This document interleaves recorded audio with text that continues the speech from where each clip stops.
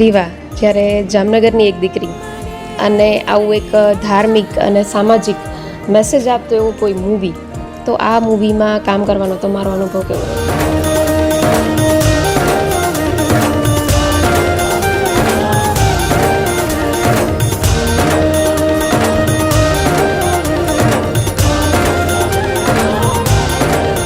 મારું કાસ્ટિંગ કદાચ ઘણું મોડું લોક થયું, એટલે હું તો બહુ છેલ્લી ઘડીએ જોડાઈ.